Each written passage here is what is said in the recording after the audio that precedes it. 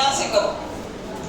इन हर short life, अपने छोटे से जीवन काल में 21 साल की तो थी, शी बिकेम प्रोफिशिएंट, प्रोफिशिएंट यानी होशियार, निपुण, इन बंगाली, इंग्लिश एंड फ्रेंच, तीनों भाषाओं में, और बाद में संस्कृत में भी, and later Sanskrit. She left behind, वो पीछे छोड़ गई, N impressive collection of pros and poetry, एक बहुत प्रभावशाली संकलन गद्य और पद्य का।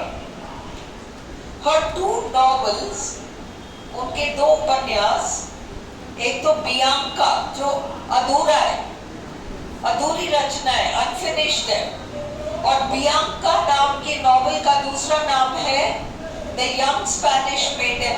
ये इंपॉर्टेंट है।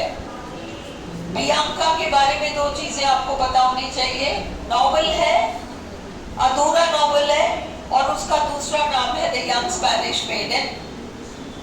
और इसके किरदार इंडियंस नहीं है, नॉन इंडियंस है, भारत के बाहर का बैकग्राउंड है। ये सारा इंफॉर्मेशन आपको बियांका के बारे में पता होना चाहिए। नॉवेल है, अनफिनिश्ड है, उसका दूसरा नाम है द यंग स्पेनिश मेडन, उसके किरदार नॉन इंडियन है और उसका बैकग्राउंड भी नॉन इंडियन है। एंड ऊपर मैंने दे रखा है ना ला जर्नल डी मैमजेल वाला, जो 1879 की रचना है। ये इनकी दूसरी नॉवेल है जो फ्रांसीसी भाषा में लिखी है। बियांका तो इंग्लिश में है, और ये ला जर्नल जो है ये फ्रेंच में है। Had non-Indian protagonists and were based outside India. Bharat के बाहर का बैकग्राउंड है और भारत के बाहर के किरदार हैं। Her poetry appears, इनकी कविताएं छपी हैं in a sheaf gleaned in French fields.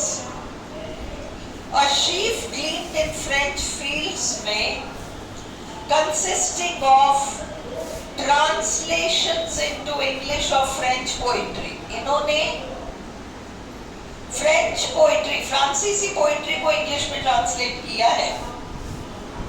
And इनकी कविताओं का दूसरा संकलन जो हमारे लिए इंपॉर्टेंट है वो है ancient ballads and legends of Hindustan. Sheaf glean from French fields तो ट्रांसलेशन है फ्रेंच इनटू इंग्लिश, और ancient ballads and legends of Hindustan में इनकी पोइट्री है, composed of translations and adaptations from Sanskrit. जैसे वाल्मीकि रामायण के का एक पोर्शन सीता, उन्होंने पोएम लिखी है ना, लक्ष्मण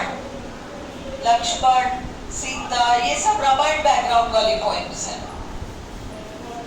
अ शीफ डॉट डॉट डॉट लिखा है क्योंकि लंबा चौड़ा नाम है ना, ग्लीन्ड इन फ्रेंच फील्ड्स।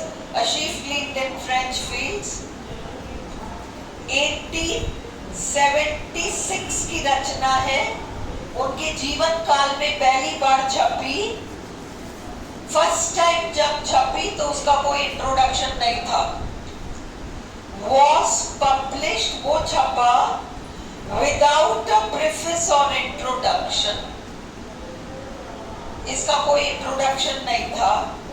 इसमें 165 पोएम्स हैं जो कि अधिकतर तोरूदत्त ने ही इंग्लिश में ट्रांसलेट किया फ्रेंच भाषा से।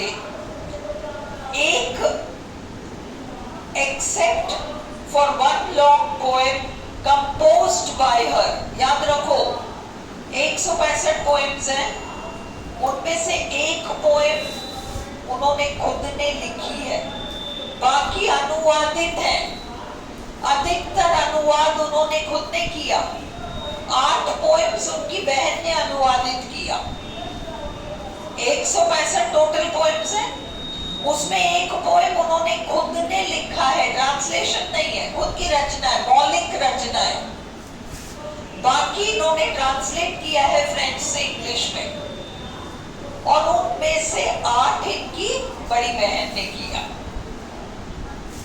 Its 165 poems are translated from French into English by Dutt, तोरू दत्त ने किया है, except for one poem composed by her।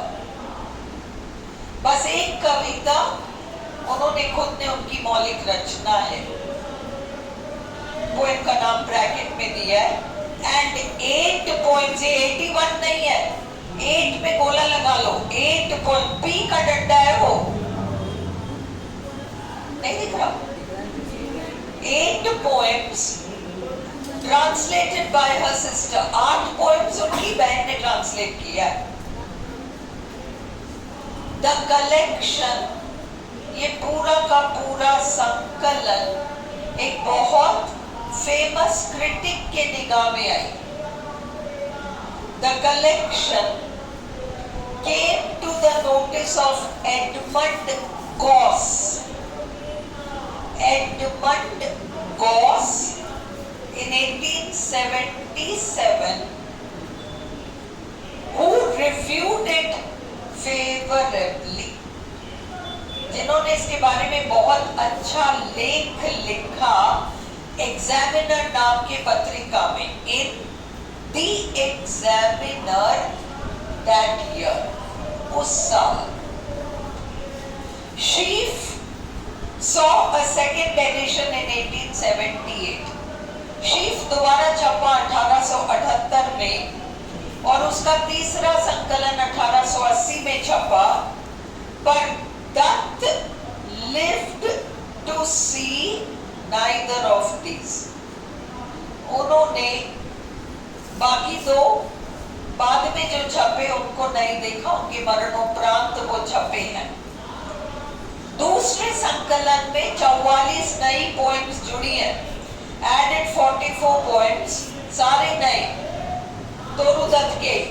A portrait of तोरू दत्त, उसमें तोरू दत्त और उसकी बहन की तस्वीर भी छपी, and her sister, and a preface bye their father, और उनके पिताजी ने एक अच्छा खासा उसका इंट्रोडक्शन लिख दिया। ये सारा जो लिटरेचर वाला मैटर है ना, ये इंपॉर्टेंट है। Clear to you? At the time of her death, मरते समय, शी लेफ्ट 2 novels, उन्होंने 2 उपन्यास छोड़े।